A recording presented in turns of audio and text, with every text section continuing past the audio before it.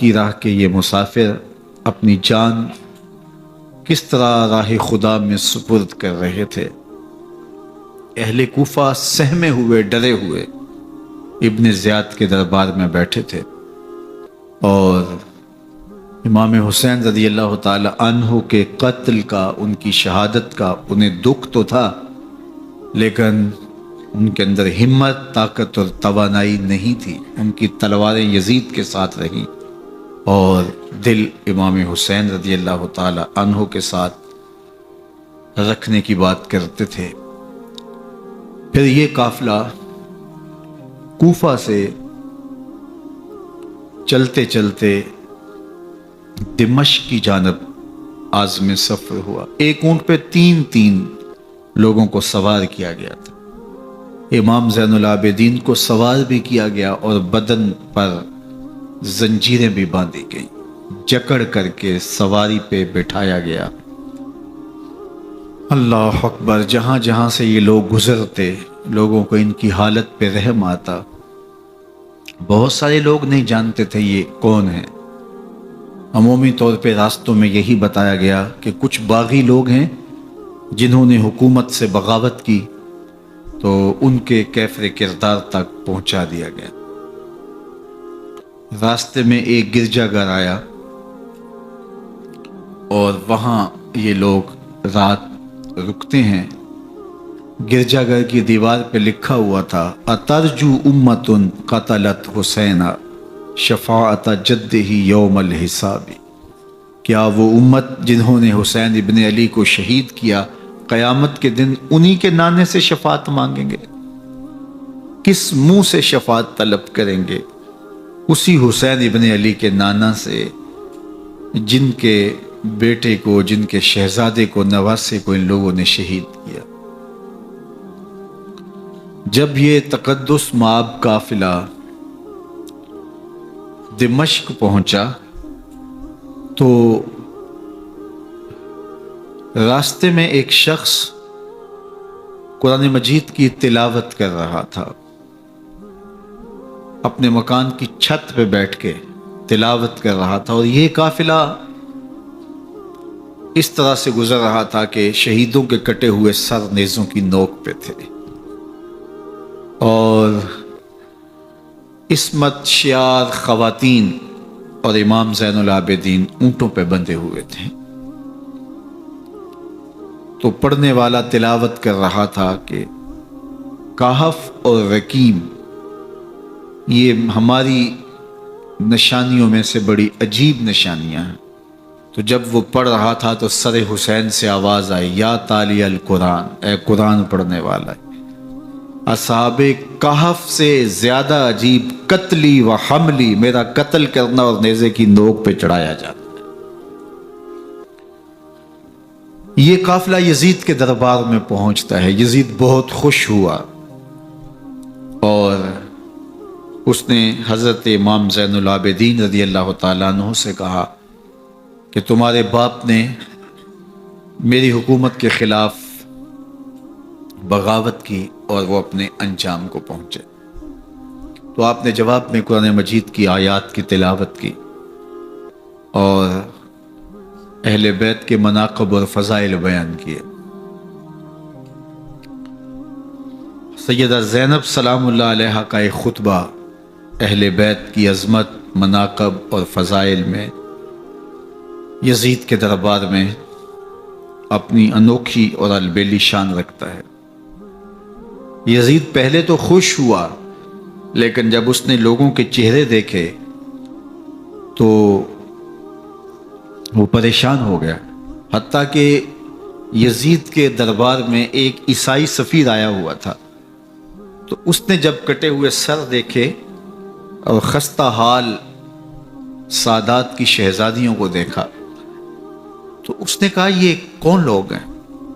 تو اسے بتایا گیا، تو اس نے بڑے تاسف کا اظہار کیا، کہا کتنے بد نصیب لوگ ہو، ہمارے پاس حضرت عیسیٰ علیہ السلام کے گدھے کا کھر موجود ہے اور ہم اسے بھی عزت کی جگہ پہ رکھے ہوئے ہیں، اور تم کتنے بدبخت ہو، اپنے رسول کے نواسے کو شہید کر دیا۔ بے مروت بے وفا تیرا بھی کیا افسانہ ہے، جس نے اپنی ہی شمع کو گل کیا تو وہ پروانہ ہے۔ تو یزید نے جب لوگوں کے تیور دیکھے اور بدلتے ہوئے حالات دیکھے تو اس نے تعصف کا اظہار کیا اور کہا اللہ برا کرے ابن زیاد کا، وہ امام حسین کو میرے تک پہنچنے دیتا تو میں ان سے اچھا معاملہ کر لیتا۔ کچھ لوگ اس سے یزید کو بری الذمہ قرار دینے کی کوشش کرتے ہیں، لیکن یزید کے اپنے حکم سے سب کچھ ہوا۔ ابن اسیر نے لکھا ہے کہ جب یزید مرا تو ابن زیاد دمشق آ رہا تھا، اس کے ساتھ مسافر بن شریح بھی تھا، تو اچانک وہ کچھ سوچنے لگا۔ تو مسافر بن شریح نے کہا کہ ابن زیاد میں تمہیں بتاؤں تم کیا سوچ رہے ہو؟ کہا بتاؤ۔ کہا تم یہ سوچ رہے ہو کہ میں نے نواسہ رسول کو شہید کیوں کیا؟ تو کہنے لگا کہ یہ مجھے یزید کا حکم تھا، اور اگر میں نواسہ رسول کو شہید نہ کرتا تو وہ مجھے قتل کر دیتا۔ اور جب مسلم بن عقبہ کو مدینہ المنورہ کی حرمت کو پامال کرنے کے لیے اور حضرت عبداللہ ابن زبیر رضی اللہ تعالیٰ عنہ کی خلافت کے اعلان کے بعد مکہ المکرمہ پر حملے کے لیے جو یزید نے بھیجا، تو اس سے قبل اس نے ابن زیاد کو کہا کہ یہ کام تم کرو۔ تو ابن زیاد نے جو جواب دیا وہ یہ تھا کہ میں تمہارے کہنے پہ پہلے ہی نواسہ رسول کو شہید کر چکا ہوں، اب نواسہ رسول کو شہید کرنا اور کعبۃ اللہ کی حرمت کو پامال کرنا، یہ دو چیزیں میں جمع نہیں کروں گا، اور اس نے بادشاہ کے حکم کا انکار کر دیا۔ تو یزید نے امام حسین رضی اللہ تعالیٰ عنہ کی شہادت کا حکم دیا تھا ابن زیاد کو، اور یہ دو گواہیاں میں نے ابن زیاد سے آپ کے سامنے رکھی۔ باقی اس کا یہ سیاسی پینترا کہ وہ تعصف کا اظہار کرے، تو قاتل کی پشیمانی مقتول کی اہمیت تو بڑھا سکتی ہے، لیکن قاتل کے دامن سے قتل کا داغ نہیں دھو سکتی۔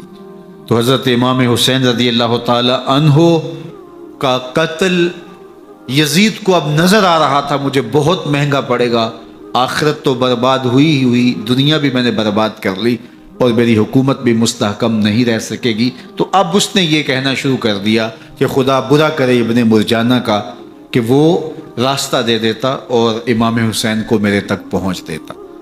حضرت امام زین العابدین سے اب وہ لجاجت کرنے لگا اور کہنے لگا کہ حضرت آپ کچھ ارشاد فرمائیے۔ تو آپ نے تین چیزیں ارشاد کی۔ آپ نے فرمایا ایک تو ہمیں خیریت سے مدینے بھیج دو، اور دوسری بات کہ قاتلان حسین کو ان کے کیفر کردار تک پہنچاؤ، اور تیسری بات مجھے دمشق کی جامع مسجد میں خطبہ جمعہ کی اجازت دو۔ اس نے کہا کہ خطبہ جمعہ کی اجازت بھی دیتا ہوں، آپ کو خیریت سے مدینہ المنورہ بھی روانہ کر دیا جائے گا، لیکن قاتلان حسین کو کیفر کردار تک پہنچانا یہ میرے بس میں نہیں ہے، یہ ممکن نہیں ہے۔ اب مجھے بتائیے حاکم وقت ہو اور اتنا بڑا سانحہ اور واقعہ ہو گیا ہو تو وہ وہیں کھڑے کھڑے معذرت کر لے کہ یہ اس بات کو رہنے دو، تو اس کا مطلب سمجھنے میں کسی بھی باشعور شخص کو دیر نہیں لگتی۔ اسے چاہیے تھا کہ وہ کہتا کہ میں اس کی تحقیق کروا کے جو بھی مجرم ہے وہ کیفر کردار تک پہنچے گا، اور آپ نہ بھی کہتے تو یہ میں کرتا چونکہ میں حاکم وقت ہوں۔ لیکن اس نے فوراً کہا کہ یہ ممکن نہیں ہے، تو اس کا مطلب کیا کہ مجرم میں خود ہوں، تو میں اس سے جو ہے وہ بچنا چاہتا ہوں۔ تو اس نے حضرت امام زین العابدین کو کہا دو شرطیں تو قبول ہیں، لیکن یہ تیسری شرط قبول نہیں ہے اور یہ ممکن نہیں ہے۔ تو یہ واضح اس بات کا اشارہ ہے کہ یزید کے حکم سے، اس کی منشا سے اور اس کے کہنے سے حضرت امام کو شہید کیا گیا، اور اس نے حضرت امام حسین رضی اللہ تعالی عنہ کے مبارک لبوں پر چھڑیاں بھی ماری اور آپ کے دانتوں پر ضربیں لگائیں چھڑیوں کی۔ وہ تو ایک صحابی وہاں موجود تھے جو کھڑے ہو گئے، انہوں نے کہا ارفع ھذا القدیب عن ھاتین الشفتین، ان ہونٹوں سے چھڑی ہٹا لے، میں نے ان آنکھوں سے رسول اللہ کو یہ ہونٹ چومتے ہوئے دیکھا ہے۔ جس طرح ابن زیاد کے دربار میں ہوا تو یہاں بھی ہوا۔ اللہ اکبر۔ تو یزید اپنے تئیں خوش تھا، لیکن لوگوں کے احتجاج کی سکت نہیں لا سکتا تھا کہ نواسہ رسول کو شہید کر دیا گیا، تو وہ یوں اپنی بات کو چھپانا چاہتا تھا اور بات ابن مرجانہ ابن زیاد پہ ڈالنا چاہتا۔ لیکن ابن زیاد کہتا ہے کہ اگر یزید کے کہنے پہ میں امام حسین کو قتل نہ کرتا تو میں قتل کر دیا جاتا، اور میں غزوہ کعبہ اور قتل امام حسین دونوں کو جمع نہیں کر سکتا، لہٰذا اب میں یزید کا یہ حکم نہیں مانوں گا، اس نے پہلے مجھ سے بہت بڑی زیادتی کروائی ہے۔ یہ تاریخ کی معتبر کتابوں کے اندر موجود ہے۔ اب یزید نے کہا دو باتیں مان لیتا ہوں، آپ کو مدینہ المنورہ بھی رخصت کر دیتے ہیں، اور دوسرا آپ کو مسجد دمشق میں خطبہ کی اجازت بھی دیتے ہیں۔ اللہ اکبر۔ یہ وقتی تصرف تھا اس کا، ورنہ یہ کون ہے اجازت دینے والا؟ ممبر تو حسین ابن علی کے نانے کا ہے۔ خیر، مسجد دمشق میں گئے، لوگوں کا ہجوم تھا، حضرت امام زین العابدین ممبر پہ جلوہ فراز ہوئے۔ خطابت تو ان کے گھر کی لونڈی ہے، تو جب آپ نے کھڑے ہو کر کے خطبہ دیا اور فضائل و مناقب اہل بیت بیان کیے، لوگوں کے سینوں کے اندر آتش محبت اہل بیت کی جوش مارنے لگی۔ یزید ڈر گیا کہ اگر کچھ دیر خطبہ جاری رہا تو کہیں ایسا نہ ہو کہ لوگ میرے خلاف اٹھ کھڑے ہوں، تو اس نے مؤذن کو اشارہ کیا اور وہ اذان دینے لگا۔ تو اس نے کہا اللہ اکبر اللہ اکبر، تو حضرت امام زین العابدین نے کہا اس میں کوئی شک نہیں کہ اللہ سب سے بڑا ہے۔ پھر کہا اشہد اللہ الہ الا اللہ، تو امام زین العابدین نے فرمایا کہ ہم نے اس بات کی اپنے خون سے گواہی دی ہے کہ اللہ کے علاوہ کوئی معبود نہیں ہے۔ پھر اس نے کہا اشہد ان محمد رسول اللہ، تو حضرت امام زین العابدین نے یزید کی آنکھوں میں آنکھیں ڈال کے کہا یزید دیکھ، اذان میں تیرے نانے کا نام ہے یا میرے نانے کا نام ہے؟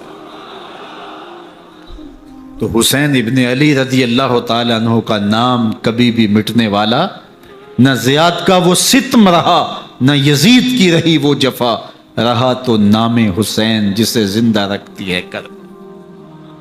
یزید نے امام حسین رضی اللہ تعالیٰ عنہ کو راستے سے ہٹا دیا۔ اس کا خیال تھا کہ یہ باغی ہیں اور میں ان کو کچل دوں۔ حضرت امام حسین شہید کر دیے گئے، ان کا خاندان شہید کر دیا گیا۔ صرف 14 سال کے امام زین العابدین رضی اللہ تعالی عنہ اس حادثے میں، اس واقعہ میں جو ہے وہ بچے، اور سب سے زیادہ دکھ اپنی آنکھوں سے انہوں نے دیکھے۔ کربلا کا منظر بھی دیکھا، کوفے کا دارالعمارہ بھی دیکھا، اور دمشق کا دربار یزید بھی دیکھا، اور پھر یہاں سے مدینے پہنچ کر اہل مدینہ سے جو سامنا ہوا امام زین العابدین نے وہ لمحے بھی دیکھے۔ کہتے ہیں اس واقعہ کربلا کے بعد حضرت امام زین العابدین کبھی ہنسے نہیں تھے، جب بھی پانی پینے لگتے تو رو پڑتے، انہیں شاید سکینہ کی پیاس یاد آ جاتی تھی۔ امام زین العابدین کا رنگ زرد ہو جاتا جب کربلا کی یاد آتی، اور بسا اوقات شہر سے وحشت ہونے لگتی اور دور باہر نکل جاتے اور جا کر کے وہاں خیمہ گاڑ لیتے اور مہینہ مہینہ وہاں ذکر و فکر اور عبادت میں لگے رہتے۔ امام زین العابدین کے ہاتھوں میں ہتھ کڑیاں، پاؤں میں زنجیریں، اور اونٹ پہ باندھ کر کے جب حضرت امام زین العابدین کو شہیدوں کی لاشوں کے قریب سے گزارا گیا تو غشی پہ غشی طاری ہو رہی تھی امام زین العابدین پہ، اور وہ گھڑیاں بھی امام زین العابدین پر کتنی دردناک تھیں کہ جب شہزادیاں اونٹوں کے ساتھ باندھی گئی تھی اور امام زین العابدین اپنے بابا کا سر اپنے سامنے چلتا ہوا دیکھتے تھے، اور یہ دردناک لمحے کہ جب رات کی گھڑی آئی تو زینب سلام اللہ علیہ نے دیکھا کہ زین العابدین کے آنسو نہیں تھمتے اور ان کو غشی پہ غشی آتی ہے، تو وہ آگے بڑھ کے ان کو اپنی آغوش میں سمیٹتی ہیں اور کہا زین العابدین کیا ہوا؟ کہا کہ پھپھو جان اگر ہو سکے تو بابا کا سر کچھ دیر کے لیے میری گود میں نہیں آ سکتا ہے۔ وہ وقت بھی امام زین العابدین پہ آتا ہے جب زخم اور درد اور دکھ حد سے تجاوز کرتے ہیں تو زین العابدین مدینہ کی طرف منہ کر لیتے ہیں اور حضور کی بارگاہ میں ہوا کے ہاتھوں پیغام بھیجتے ہیں، ان نلتا یا ریح الصبا یومن الی ارض الحرمی بلغ سلامی روزتن فیہا النبی المحترمی یا رحمتا للعالمین ادرک لزین العابدی محبوس عید الظالمی فی الموکب والمزدحمی۔ امام زین العابدین نے یہ سارا دردناک منظر اپنی آنکھوں سے دیکھا اور یہ سارے دکھ سہے۔ امام زہری کہتے ہیں کہ ولید کے زمانے میں دوبارہ امام زین العابدین کو پکڑ لیا گیا اور ان کے ہاتھوں میں دوبارہ ہتھ کڑیاں اور پاؤں میں بیڑیاں ڈال دی گئیں۔ میں ملنے گیا تو جو ہی امام کے ہاتھوں میں ہتھ کڑیاں دیکھی تو میرا دل ڈولنے لگا اور میری آواز گلے میں دب گئی اور آنسو تھے کہ تھمتے نہیں تھے۔ تو امام زین العابدین نے مجھے دیکھا تو مجھے تسلی دیتے ہوئے کہا، زہری کیا ہوا تمہیں؟ تو میں نے کہا، حضرت کربلا میں تھوڑے دکھ دیکھے تھے اور اب یہ حالت مجھ سے دیکھی نہیں جا رہی۔ تو امام زین العابدین نے ان زنجیروں کو اور ان ہتھ کڑیوں کو جن سے آپ جکڑے گئے تھے جھٹکا دیا، لوہے کی زنجیریں ٹوٹ گئیں۔ کہا، زہری ہم اللہ کی تقدیر پہ راضی ہے ورنہ یہ زنجیریں کیا ہوتی ہیں۔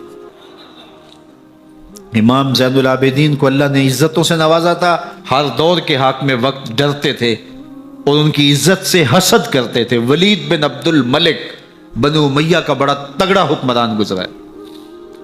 ایک دن طواف کرتے کرتے حجر اسود کے سامنے آیا اور اس کے دل میں آیا کہ میں حجر اسود کو بوسہ کروں، لیکن رش اتنا تھا کہ آگے بڑھنے کی ہمت نہ ہوئی اور پیچھے ہٹ کے کھڑا ہو گیا کہ رش کم ہوتا ہے تو میں حجر اسود کو چومتا ہوں۔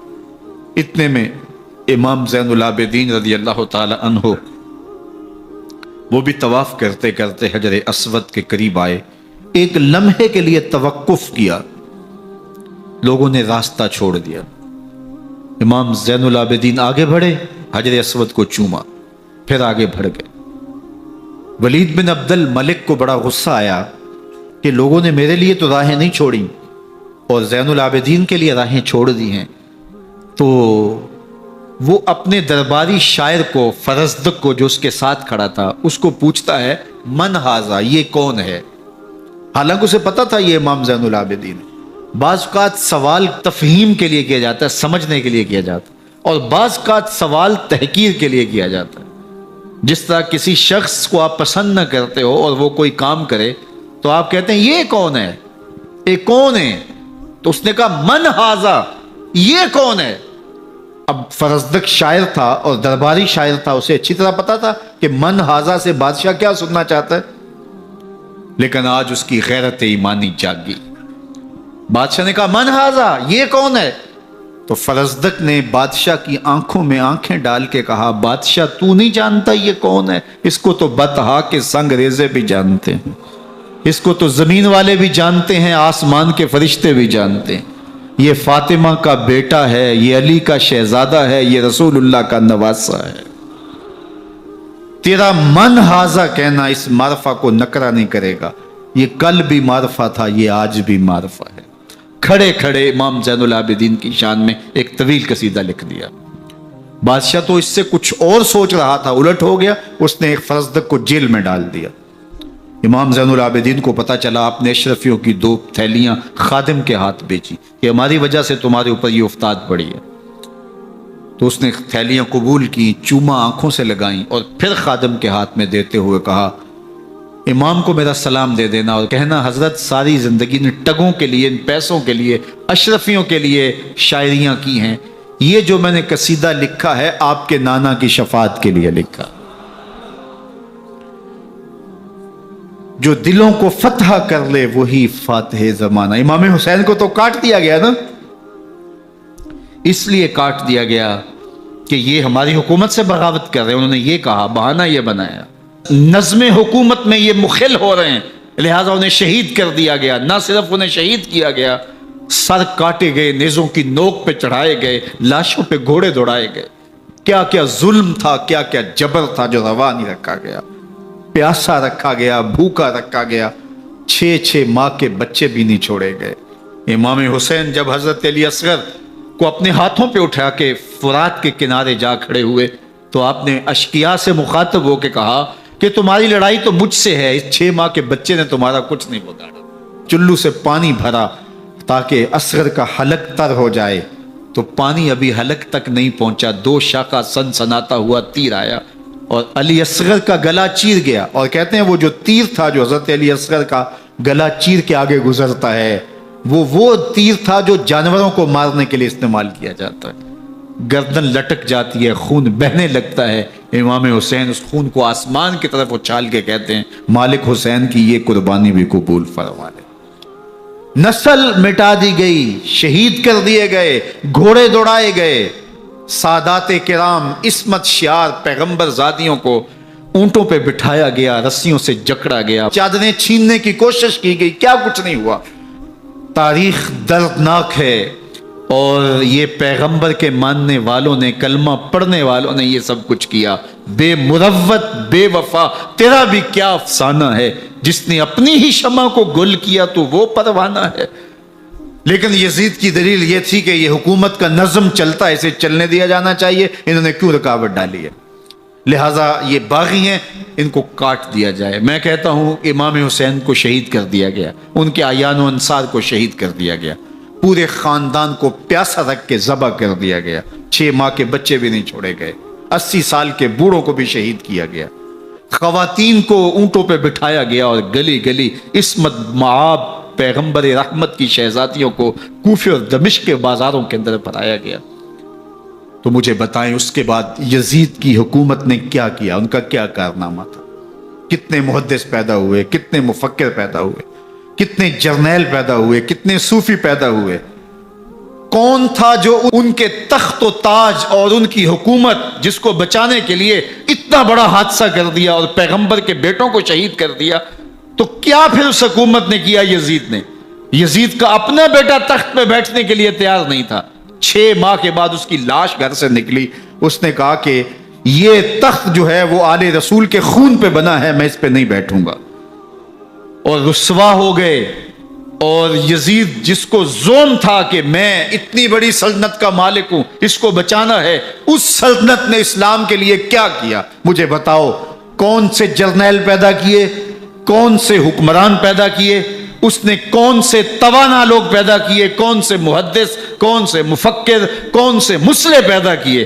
اور جس خاندان کو کاٹ دیا گیا، صرف ایک 14 سال کا علی اوسط زین العابدین بچا. اور ذرا حسین ابن علی کی نسل دیکھو، جعفر صادق کس نسل سے ہیں، باقر العلوم کس نسل سے ہیں، حضرت غوث اعظم کس کے شہزادے ہیں، حضرت داتا گنج بخش علی حجویری کس کے بیٹے ہیں، اور حضرت معین الدین چشتی اجمیری کس کے بیٹے ہیں.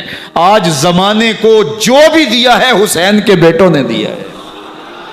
یزید تخت بچا کر بھی امت کو کچھ نہ دے سکا، اور امام حسین نے سب کچھ لٹا کے امت کو ایمان کی بہاریں عطا کر. آج جہاں بھی ممبر و محراب کی رونق نظر آ رہی ہے، اس کے پیچھے حسین کا کوئی بیٹا کھڑا ہوا نظر آئے. اللہ اکبر. اس دین کے خاکے میں رنگ ہی حسین ابن علی کے خون نے بھرا ہے. حسین اگر نہ شہید ہوتا تو آج گھر گھر یزید ہوتا، اسلام کی عظمت عیاں نہ ہوتی، خدا کے گھر میں اذان نہ ہوتی. بار الہ نوحہ سناتا پھرتا، تا روز جزا اشک بہاتا پھرتا. امداد نہ کرتے اگر کربلا میں حسین، اسلام تیرا ٹھوکریں کھاتا.